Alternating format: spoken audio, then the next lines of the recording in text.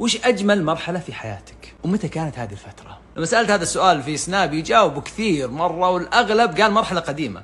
أسعد لحظات حياتي كانت زمان، قبل 4 سنين، قبل 10 سنين، قبل 20 سنة. والأغلب قال أيام الدراسة، أيام الثانوي وأيام الجامعة. والبعض ربطها بحدث قبل الزواج، بعد الزواج، لما صار لي كذا. لكن هذا السؤال مو مهم. السؤال المهم، هذه المرحلة الأسعد في حياتك لما كنت عايشها، هل كنت تدرك إنها أيام سعيدة؟ هل كنت سعيد فعلا فيها ولا لا؟ اللي يقول أيام الجامعة هي أسعد أيام حياته، لما كنت عايش أيام الجامعة هل كنت مستمتع فيها وحاس هذه أيام سعيدة وأنا مستمتع فيها، ولا لا كنت قلقان ومدووش ومفكر الدكتور هذا بيسوي لك كذا وهذا بيسقطك ويبغى يذاكر ومشاكل وما عندك فلوس كافية وفي صعوبات معينة؟ كثير من الناس ما يعرف أنه كان يعيش لحظات سعيدة إلين يروح منها، إلين تصير وراه، وهذا تعيس مسكين. في مقولة تقول: عرفت السعادة من الضوضاء التي خلفتها أثناء رحيلها. كانت عندي السعادة وما كنت سعيد فيها وما كانت مالها عيني، لما راحت قلت يا الله راحت، شلون راحت؟ طيب أنا ما استمتعت، أنا ما انتبهت لها. الانتباه للسعادة.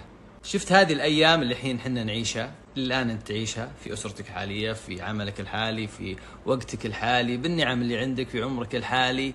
الله يعطينا وياك طولة العمر. يمكن أنت وأحد ثاني تلتقون بعد 10 سنين أو بعد 20 سنة تتذكرونها، وواحد ممكن يقول ثاني تذكر ذيك الأيام لما كنا كذا في الوضع الحالي حقك الآن، والله كانت أيام حلوة.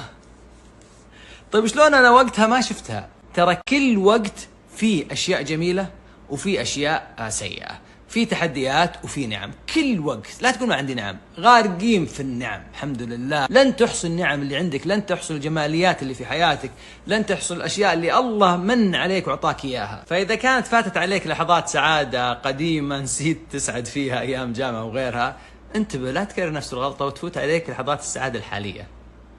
في مقولة جميلة جدا تقول: ليس هناك طريق يؤدي إلى السعادة، ولكن السعادة هي الطريق. استمتع بالرحلة، استمتع بيومك الحالي، استمتع بعملك الحالي، بمشاكل وتحديات. الحياة دائما فيها مشاكل وتحديات. استمتع بأسرتك الحالية، استمتع بصحتك الحالية، استمتع بعمرك الحالي، استمتع بالمرحلة اللي أنت تعيشها، بالتحديات اللي أنت تعيشها، بالأشياء الجميلة اللي تسويها. استمتع بالرحلة واستمتع بالنعم اللي عندك واستمتع بالطريق. وإذا راحت ما راح تتحسر عليها، بتقول لا الحمد لله أنا عشتها في لحظتها، وبيجي أوقات ثانية أيضا راح تستمتع فيها بإذن الله.